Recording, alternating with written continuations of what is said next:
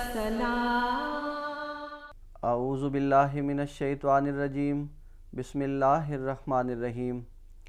یا ایہا الذین آمنوا کتب علیکم الصیام کما کتب علی الذین من قبلکم لعلکم تتقون۔ سورۃ البقرہ آیت نمبر 184۔ اللہم صلی علی محمد وعلی آل محمد کما صلیت علی ابراہیم وعلی آل ابراہیم انک حمید مجید۔ عن ابی ہریرہ رضی اللہ عنہ قال قال رسول اللہ صلی اللہ علیہ وسلم الصیام جنۃ ما لم یخرقہ قیل وبما یخرقہ قال بکذب او غیبۃ۔ آج کے درس کا عنوان روزہ اخلاق سیئہ سے بچنے کا ذریعہ ہے، بالخصوص جھوٹ اور غیبت کے تناظر میں۔ قرآن مجید کی جو آیت میں نے آپ کے سامنے پڑھی ہے اس کا ترجمہ یہ ہے: اے وہ لوگو جو ایمان لائے ہو، تم پر روزے اسی طرح فرض کر دیے گئے ہیں جس طرح تم سے پہلے لوگوں پر فرض کیے گئے تھے، تاکہ تم تقوی اختیار کرو، تاکہ تم روحانی اور اخلاقی کمزوریوں سے بچو۔ رمضان المبارک انسان کی اخلاقی اور روحانی ترقیات کا ایک بہت بڑا ذریعہ ہے۔ اللہ تعالیٰ نے جتنی بھی عبادات انسان کو سکھائیں، دراصل اس کی اخلاقی اور روحانی ترقیات کے لیے ہیں، تاکہ وہ اخلاقی اور روحانی لحاظ سے ترقی کر کے خدا تعالیٰ تک پہنچ سکے، خدا تعالیٰ کو پا سکے۔ چنانچہ روزہ اور رمضان بھی ایسی عبادت ہے جو انسان کو اخلاقی لحاظ سے بے شمار ترقیات عطا کرتی ہے اور اپنی بدیاں چھوڑنے کے لیے موقع فراہم کرتی ہے۔ حضور صلی اللہ علیہ وسلم کی جو حدیث میں نے ابھی آپ کے سامنے پڑھی ہے اس کا ترجمہ یہ ہے۔ حضرت ابو ہریرہ رضی اللہ عنہ سے روایت ہے کہ حضرت صلی اللہ علیہ وسلم نے فرمایا، روزہ ڈھال ہے جب تک کہ کوئی اسے پھاڑ نہ دے۔ صحابہ رضوان اللہ علیہم نے سوال کیا، اسے کیا چیز پھاڑتی ہے؟ آپ صلی اللہ علیہ وسلم نے فرمایا، جھوٹ اور غیبت۔ اب دیکھیں، اور بھی بدیاں ہیں، برائیاں ہیں، لیکن بالخصوص حضور صلی اللہ علیہ وسلم نے روزے کو ڈھال قرار دیتے ہوئے جھوٹ اور غیبت سے متعلق ذکر فرمایا کہ اس ڈھال کو جھوٹ اور غیبت پھاڑ دیتے ہیں۔ چنانچہ پتہ چلا کہ یہ وہ دو بنیادی کمزوریاں ہیں، خامیاں ہیں، بدیاں ہیں، جن کو چھوڑ کر انسان روحانی اور اخلاقی لحاظ سے بے شمار ترقیات حاصل کر سکتا ہے۔ اور جھوٹ اور غیبت سے بچنے کے لیے بہترین موقع اور بہترین وقت وہ رمضان المبارک کا ہے، جس میں انسان روزہ رکھ کر ان بری عادات سے اپنے آپ کو دور کر سکتا ہے۔ جھوٹ بنیادی بیماری ہے۔ حضور صلی اللہ علیہ وسلم کے پاس ایک صحابی حاضر ہوئے اور عرض کیا کہ حضور، میں اپنے نفس کو بہت کمزور پاتا ہوں اور میں اپنی بدیاں چھوڑنے کے لیے آپ سے کسی ایسے طریقے کا طالب ہوں کہ کوئی ایک بدی آپ بتائیں جسے میں چھوڑ دوں، اور پھر آہستہ آہستہ میں اپنی باقی بدیاں چھوڑنے کی کوشش کروں گا۔ حضور صلی اللہ علیہ وسلم نے فرمایا کہ تم جھوٹ چھوڑ دو۔ چنانچہ اس صحابی نے آپ صلی اللہ علیہ وسلم سے وعدہ کیا کہ میں جھوٹ چھوڑ دوں گا۔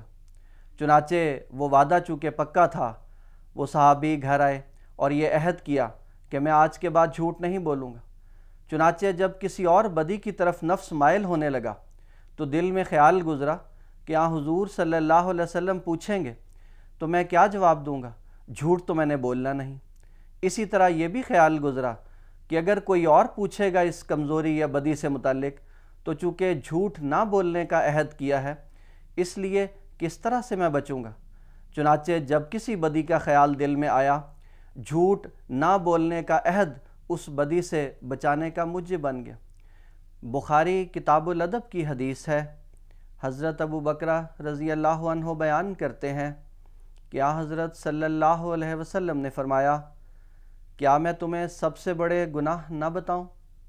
ہم نے عرض کیا جی حضور ضرور بتائیں۔ آپ صلی اللہ علیہ وسلم نے فرمایا اللہ کا شریک ٹھہرانا، والدین کی نافرمانی کرنا۔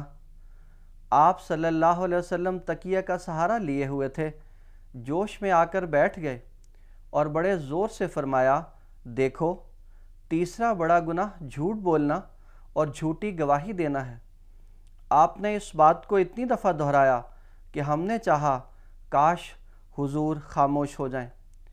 حضور صلی اللہ علیہ وسلم نے کتنی خوبصورتی سے اس بنیادی بدی کی طرف توجہ دلائی کہ جھوٹ اگر انسان چھوڑ دے اور جھوٹی گواہی چھوڑ دے تو باقی بدیوں سے بچنے کے سامان خود بخود خدا تعالیٰ اپنے فضل سے کرتا چلا جاتا ہے۔ حضور صلی اللہ علیہ وسلم نے ایک اور موقع پر فرمایا کہ من لم یدع قول الزور والعمل بہ فلیس للہ حاجۃ فی ان یدع طعامہ و شرابہ، بخاری کتاب الصوم۔ حضرت ابو ہریرہ رضی اللہ عنہ سے روایت ہے کہ آن حضرت صلی اللہ علیہ وسلم نے فرمایا جو شخص جھوٹ بولنا اور دغا بازی کرنا نہ چھوڑے تو اللہ کو یہ احتیاج نہیں کہ کوئی اپنا کھانا چھوڑے۔ اب اس حدیث میں حضور صلی اللہ علیہ وسلم نے واضح طور پر یہ مضمون بیان فرمایا کہ رمضان کا ہرگز یہ مطلب نہیں کہ صرف کھانا پینا چھوڑ دیا جائے، بلکہ تمام بدیاں بھی چھوڑ دی جائیں تو روزے کا حق ادا ہوگا۔ یہ حضور صلی اللہ علیہ وسلم نے رمضان گزارنے کا درست طریقہ بتایا۔ چنانچہ خالی کھانا پینا چھوڑنے سے رمضان کے مقاصد حاصل نہیں ہوتے، بلکہ دیگر بدیاں چھوڑنے کے نتیجے میں اللہ تعالیٰ رمضان کی برکات سے مستفیض کرتا چلا جاتا ہے۔ اسی طرح کی ایک اور بدی غیبت بھی ہے۔ حضرت مسیح موعود علیہ السلام نے حضرت شیخ سعدی رحمہ اللہ کی ایک روایت بیان فرمائی ہے۔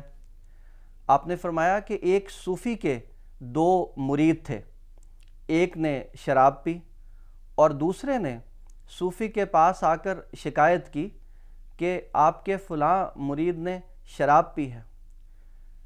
اس صوفی نے جو مرید شکایت لے کر آیا تھا اسے کہا کہ جاؤ اور اسے اٹھاؤ، اور ساتھ یہ کہا کہ اس نے زیادہ شراب پی اور تم نے کم شراب پی۔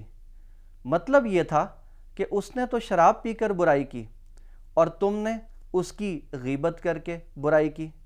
چنانچہ حضرت مسیح موعود علیہ السلام یہ واقعہ بیان فرمانے کے بعد ملفوظات جلد 4 میں فرماتے ہیں، خدا تعالیٰ فرماتا ہے وَلَا يَغْتَبْ بَعْضُكُمْ بَعْضًا أَيُحِبُّ أَحَدُكُمْ أَن يَأْكُلَ لَحْمَ أَخِيهِ مَيْتًا۔ فرمایا اس میں غیبت کرنے کو ایک بھائی کا گوشت کھانے سے تعبیر کیا گیا ہے۔ حضور صلی اللہ علیہ وسلم نے ایک اور جگہ فرمایا کہ غیبت زنا سے بھی بدتر ہے۔ صحابہ رضوان اللہ علیہم نے سوال کیا غیبت زنا سے کیسے بدتر ہے؟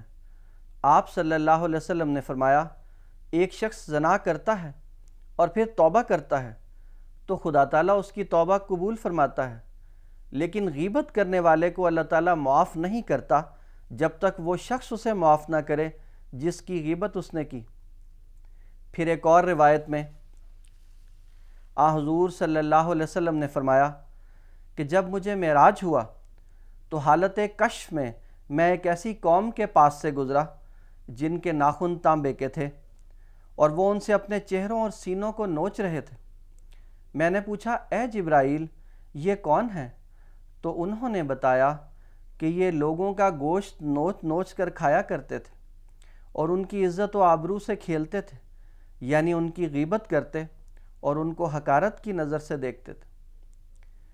حضرت مصلح موعود رضی اللہ تعالیٰ عنہ رمضان اور جھوٹ اور غیبت کے تعلق میں فرماتے ہیں لعلکم تتقون میں ایک اور فائدہ یہ بتایا کہ روزہ رکھنے والا برائیوں اور بدیوں سے بچ جاتا ہے اور یہ غرض اس طرح پوری ہوتی ہے کہ دنیا سے انقطاع کی وجہ سے انسان کی روحانی نظر تیز ہو جاتی ہے اور وہ ان عیوب کو دیکھ لیتا ہے جو اس سے پہلے نظر نہ آتے تھے۔ فرمایا گناہوں سے انسان اس طرح بھی بچ جاتا ہے کہ رسول کریم صلی اللہ علیہ وسلم نے فرمایا ہے، روزہ اس چیز کا نام نہیں کہ کوئی شخص اپنا منہ بند رکھے اور سارا دن نہ کچھ کھائے اور نہ پیے، بلکہ روزہ یہ ہے کہ منہ کو کھانے پینے سے ہی نہ روکا جائے بلکہ اسے روحانی نقصان دہ اور ضرر رساں چیز سے بھی بچایا جائے، نہ جھوٹ بولا جائے، نہ گالیاں دی جائیں، نہ غیبت کی جائے، نہ جھگڑا کیا جائے۔ تفسیر کبیر جلد 2۔ حضرت مسیح موعود علیہ السلام شیخ سعدی رحمہ اللہ علیہ کی ایک اور حکایت بیان کرتے ہوئے فرماتے ہیں کہ شیخ سعدی کے 2 شاگرد تھے، ایک ان میں سے حقائق و معارف بیان کیا کرتا تھا، دوسرا جلا بھنا کرتا تھا۔ آخر پہلے نے سعدی سے بیان کیا کہ جب میں کچھ بیان کرتا ہوں تو دوسرا جلتا ہے اور حسد کرتا ہے۔ شیخ نے جواب دیا کہ ایک نے راہ دوزخ کی اختیار کی کہ حسد کیا، اور تو نے غیبت کی۔ غرضی کہ یہ سلسلہ چل نہیں سکتا جب تک رحم، دعا، ستاری اور مرحمہ آپس میں نہ ہوں۔ حضرت مسیح موعود علیہ السلام فرماتے ہیں، قرآن شریف نے جھوٹ کو بھی ایک نجاست اور رجس قرار دیا ہے، جیسا کہ فرمایا ہے فَاجْتَنِبُوا الرِّجْسَ مِنَ الْأَوْثَانِ وَاجْتَنِبُوا قَوْلَ الزُّورِ۔ دیکھو یہاں جھوٹ کو بت کے مقابل رکھا ہے، اور حقیقت میں جھوٹ بھی ایک بت ہی ہے، ورنہ کیوں سچائی کو چھوڑ کر دوسری طرف جاتا ہے؟ جیسے بت کے نیچے کوئی حقیقت نہیں ہوتی، اسی طرح جھوٹ کے نیچے بجز ملمہ سازی کے اور کچھ بھی نہیں ہوتا۔ جھوٹ بولنے والوں کا اعتبار یہاں تک کم ہو جاتا ہے کہ اگر وہ سچ کہیں تب بھی یہی خیال ہوتا ہے کہ اس میں بھی کچھ جھوٹ کی ملاوٹ نہ ہو۔ اگر جھوٹ بولنے والے چاہیں کہ ہمارا جھوٹ کم ہو جائے تو جلدی سے دور نہیں ہوتا، مدت تک ریاضت کریں تب جا کر سچ بولنے کی عادت ان کو ہوگی۔ ملفوظات جلد 2۔ ہمارے پیارے امام حضرت خلیفۃ المسیح الخامس ایدہ اللہ تعالی بنصرہ العزیز فرماتے ہیں، پس یہ ڈھال تو اللہ تعالیٰ نے مہیا فرما دی، لیکن اس کو استعمال کرنے کا طریقہ بھی آنا چاہیے۔ اس کے بھی کچھ لوازمات ہیں جنہیں پورا کرنا چاہیے، تبھی اس ڈھال کی حفاظت میں تقوی اختیار کرنے کی توفیق ملے گی۔ فرمایا یہ ڈھال اس وقت تک کارآمد رہے گی جب تک روزے کے دوران ہم سب برائیوں سے بچنے کی کوشش کرتے رہیں گے، جھوٹ نہیں بولیں گے، غیبت نہیں کریں گے، ایک دوسرے کی حق تلفی نہیں کریں گے، اپنے جسم کے ہر عضو کو اس طرح سنبھال کر رکھیں گے جس سے کبھی کوئی زیادتی نہ ہو۔ تو ہمارے پیارے امام نے بھی ہمیں احادیث، قرآن مجید، حضرت مسیح موعود علیہ السلام کے ارشادات کی روشنی میں ہمیں یہ سبق دیا کہ رمضان المبارک سے استفادہ کرنے کا بہترین طریقہ یہ ہے کہ کھانا پینا چھوڑنے کے ساتھ بدیاں بھی چھوڑی جائیں، اور بدیاں چھوڑنے کا سفر اگر کوئی انسان طے کرنا چاہے تو سب سے پہلے جھوٹ سے اجتناب کرے اور پھر غیبت کو چھوڑ دے، تو آہستہ آہستہ باقی بدیوں سے بھی اللہ تعالیٰ اسے دور فرما دے گا، اور اس کے نتیجے میں وہ اخلاقی اور روحانی ترقیات کا سفر طے کرے گا، خدا تعالیٰ کے لقاء کی منزلیں انسان طے کرتا چلا جائے گا۔ اللہ تعالیٰ ہم سب کو رمضان کی برکات سے حقیقی طور پر مستفیض ہونے کی توفیق عطا فرمائے، آمین۔ اللہم بارک علی محمد وعلی آل محمد کما بارکت علی ابراہیم وعلی آل ابراہیم انک حمید مجید۔ محمد ہی نام اور محمد ہی کام، محمد ہی نام اور محمد ہی کام، علیک الصلاۃ علیک السلام۔